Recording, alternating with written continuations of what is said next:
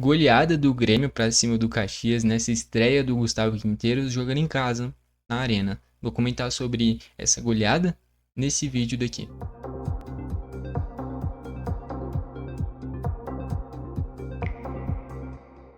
Primeiro passar como é que foram os gols da partida e aí a gente aprofunda nos destaques individuais. Já vale destacar que o Grêmio fez um primeiro tempo muito intenso, criou muitas oportunidades, o goleiro do Caxias foi muito bem. É, Mas acaba que terminou 0 a 0. E aí volta para o segundo tempo, o Grêmio é muito ligado, abre o placar logo no início e a partir daí constrói essa goleada, beleza? Primeiro gol do jogo foi marcado pelo Bright White, logo no primeiro minuto do segundo tempo, uma jogada do Edenilson, que a princípio entrou para fazer esse meia atrás do Cristaldo, né? Basicamente um segundo volante, que foi onde ele teve maior destaque ao longo da carreira dele. E dá o passe para o Bright White, ele arranca, finaliza de esquerda e faz um golaço. O Pavon faz o 2 a 0 e uma puxada de contra-ataque do André Henrique, que entrou muito bem. O André, cara, ele é magrelão, altão, a gente pensa que ele é meio desengonçado. E é mesmo. Mas, cara, ele tem uma habilidade que chega e surpreende, porque ele deixou os jogadores do Caxias 2 ou 3 vezes sentados no chão com dribles. E nesse gol do Pavon é uma jogada que ele vai cortando para o meio, espera a ultrapassagem do Pavon, dá o passe no time certinho, o Pavon chega tirando um toque meio que de raspão na bola, tira do goleiro e faz o 2 a 0. O 3 a 0 é um gol muito bonito do Monsalve, tá bom? É um cruzamento do Pavon, assistência dele. Tem o corta-luz do Bright White, o Monsalve domina, corta para a direita, quando todo mundo pensa que ele vai encher a porrada, ele só vira o pé, dá um tapinha no cantinho, uma tapada, como é que eu posso falar? Um tapa de sinuca, dá pra falar isso? Enfim, um golaço, tá? No cantinho. E pra fechar o placar, o Edenilson, que merecia, entrou voando no jogo, deu o passe pro Bright White, roubando muita bola, se esforçando pra caramba. Nesse momento ele já estava aberto pela direita, né? Quando o Pavon já tinha saído e tinha entrado o PP. Daqui a pouco eu entro nas substituições também. E aí no lançamento do Vila Sante ele sai cara a cara, finaliza de esquerda, tirando do goleiro para fazer o 4 a 0, completar essa goleada. E assim, o Grêmio correspondeu muito bem o que a gente esperava para esse jogo. Era o primeiro jogo do Grêmio em casa. Eu já vinha comentando aqui sobre o empate contra o Brasil de Pelotas, que assim, eu até falei, não dava para criticar muito, não é nem porque é início de temporada, mas é porque realmente o gramado do Brasil é horrível, cara. O gramado do Bento Freitas estava um negócio tenebroso. Realmente não tinha como o Grêmio impor esse estilo que está tentando impor, de muita intensidade. Se você perceber, é um jogo muito mais perigoso, esse jogo do Grêmio, do que foi o ano inteiro.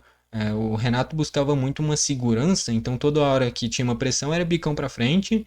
Quando tocava pro goleiro era bicão pra frente. Se apertou a marcação, bicão pra frente. Hoje não.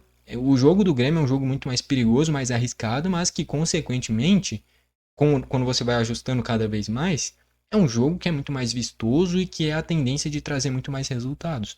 Tanto é que se vocês perceberem, não sei se nem se tem estatística disso, deve ter, mas o Grando, talvez no primeiro tempo do Grando, ele participou mais do que qualquer goleiro do Grêmio em qualquer jogo do ano passado, ativamente em saída de jogo. O Grando até, já bora entrar aqui nas análises individuais, começando pelo Grando, tá bom? Que a gente desenrola aqui. O Grando não foi muito exigido, não precisou fazer grandes defesas. Teve uma no segundo tempo e um chute do Welder, quando o Vieri já estava fazendo a lateral esquerda, tá bom?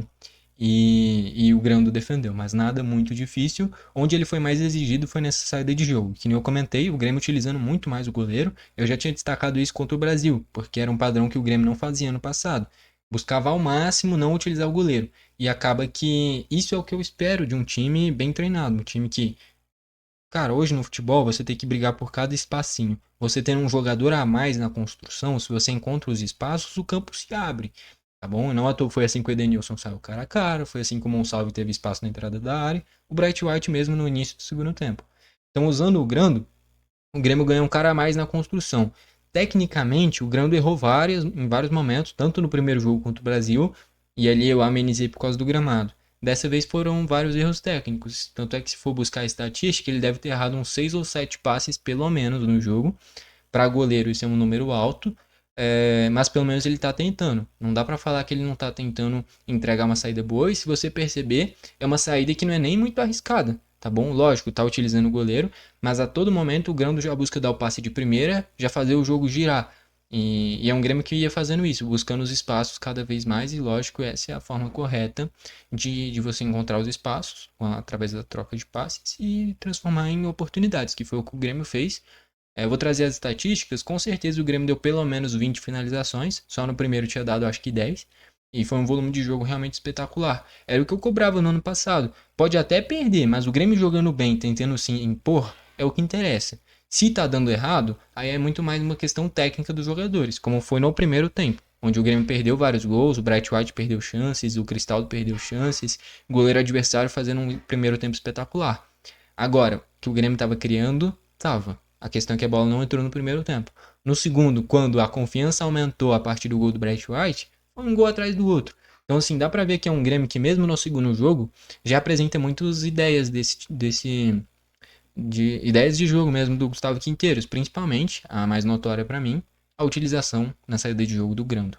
Então, pra mim, fez um bom jogo, mas dá pra aperfeiçoar essa parte técnica. E é por isso que eu sei que grande parte da torcida tá contestando o Thiago Volpe, mas eu acho que ele vai agregar muito, principalmente por essa saída.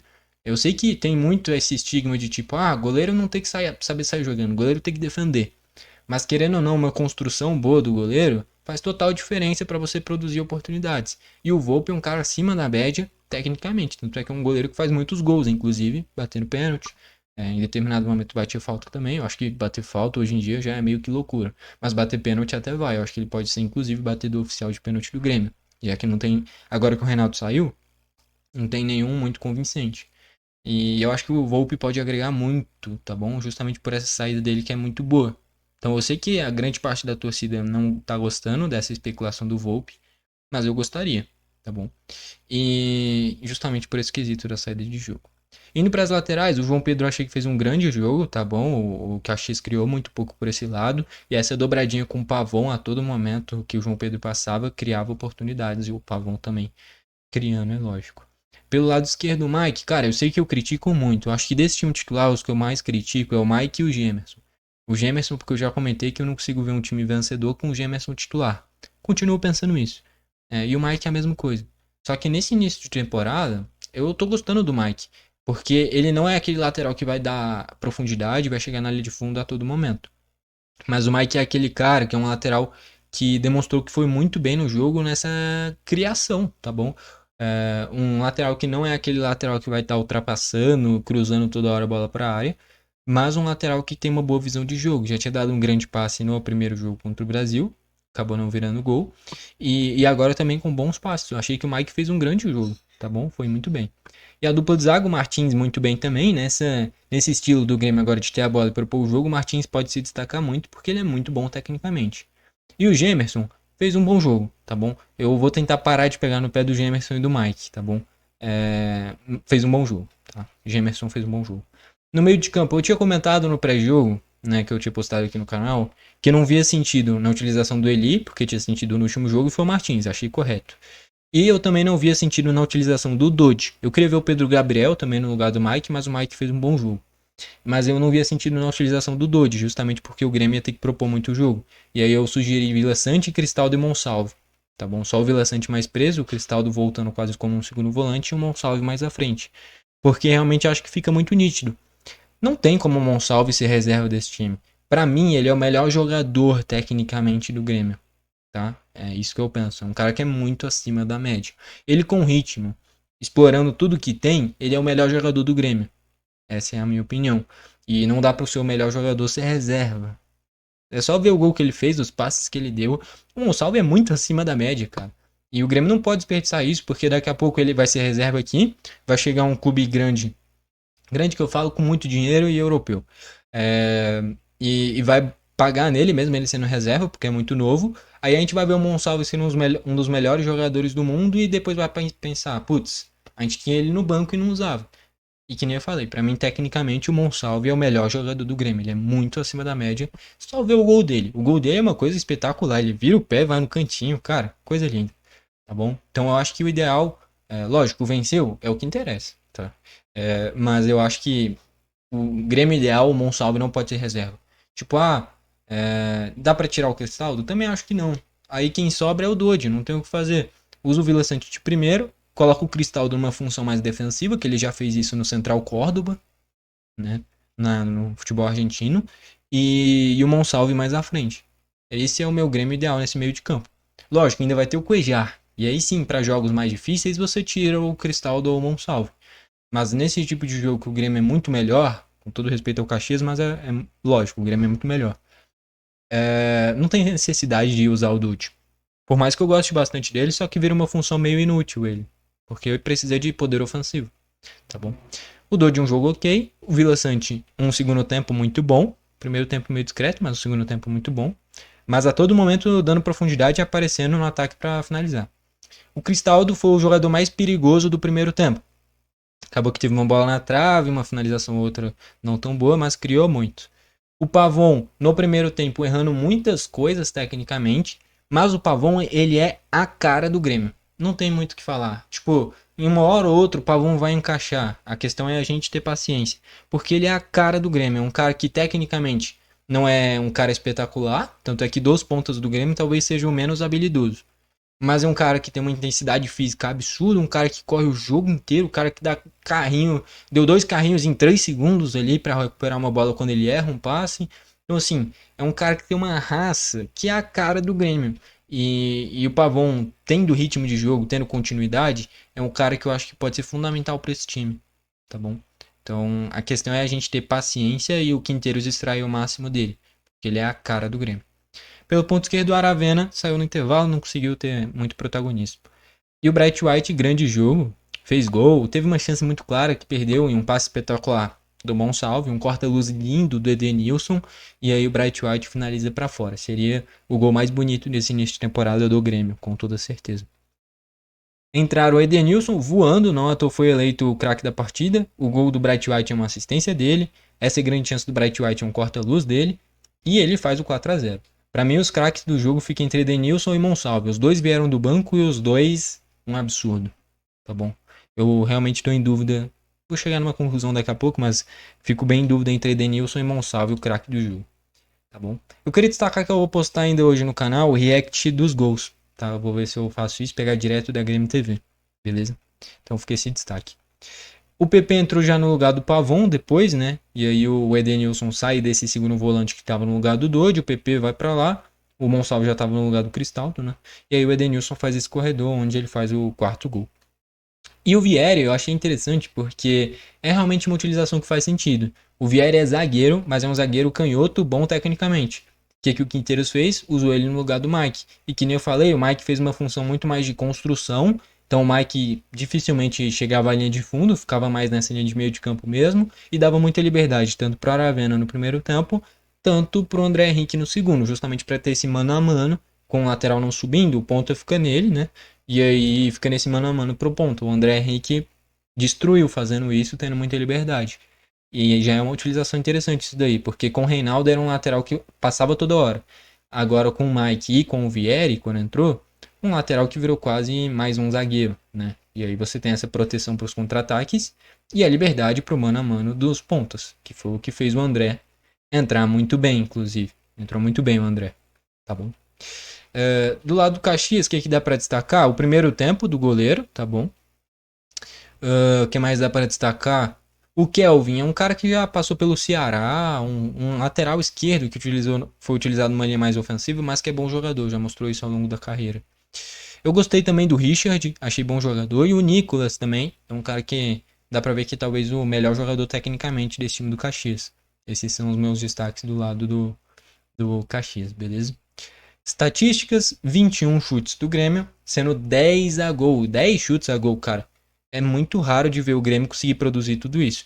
A tendência do ano passado, né, o que mais aconteceu no ano passado, foi o Grêmio ter menos chutes a gol, menos escanteios, menos posse de bola, menos tudo e ganhar os jogos através da qualidade técnica. Dessa vez, foi 4-0 também por conta da qualidade técnica, mas muito pela imposição do Grêmio, tá bom? O Grêmio deu 21 finalizações, 10 a gol. Se não fosse o goleiro do Caxias, a bola na trave teria entrado no primeiro tempo, o chute do Barrett White teria entrado, teve outras chances claras no segundo tempo. Era jogo pro Grêmio meter 6 ou 7 se o goleiro não tivesse inspirado e o Grêmio tivesse caprichado um pouquinho mais. Então, assim, é um volume que o Grêmio não apresentou em nenhum momento no ano passado com o Renato, tá bom? Então já é uma melhora muito grande nesse segundo jogo de temporada, principalmente de postura, tá bom? E 10 chutes do Caxias sendo 3 a gol. Que nem eu falei, o Grêmio tentou se impor, conseguiu em grande parte do jogo, no segundo tempo principalmente. Mas o Caxias fez um jogo interessante também. A questão é que teve muitos impedimentos, ó. Teve 6 impedimentos contra nenhum do Grêmio. Justamente também por essa linha de impedimento que já vem sendo adotada já nesse jogo, ficou claro. É uma linha de marcação muito alta, dá para adaptar ainda mais a marcação no cara que tá com a bola, né? Isso o Grêmio tem que melhorar um pouquinho mais, que às vezes teve espaço. Mas essa linha de impedimento e coordenação da linha de defensiva foi muito boa, até por isso, 6 impedimentos, tá bom? Posse de bola, 60% do Grêmio, 40% do Caxias. E olha que o Caxias marcou pressão, ficou lá em cima o jogo todo, tá bom? O Caxias foi muito mais corajoso do que eu esperava. Tá? O Grêmio não enfrentou uma equipe acovardada lá atrás, tá? Como, não vou falar que foi acovardada, mas o Brasil de Pelotas foi muito defensivo, e até por isso 0 a 0. Segundo jogo do Brasil também 0 a 0. Justamente pelo que eu falei, o gramado é horrível, tá? É horrível o gramado do Bento Freitas. Escanteios 9 pro Grêmio, 7 pro Caxias, tá bom? Então, no geral, ainda aqui pra reta final do vídeo, eu ainda tenho que eleger o craque do jogo, né? Cara, eu sei que o Edenilson foi eleito o craque do jogo, acho que é até muito simbólico isso, porque o ano passado dele não foi bom, tava sendo um cara muito criticado, e agora com esse grande jogo ele ganha muito crédito. Mas não tem como, cara, eu vou no Monsalve, cara. O Monsalve é muito acima da média, cara. Hoje é o jogador que eu mais olho e falo, putz, se o Grêmio for ganhar alguma coisa, é girando em torno desse cara. Porque o Monsalve, ele é muito acima da média, tá bom? Ele tendo ritmo e o time conseguindo jogar de forma a conseguir dar as opções de passe para ele, fazer potencializar o máximo possível do Monsalve, ele é o melhor jogador do Grêmio tecnicamente.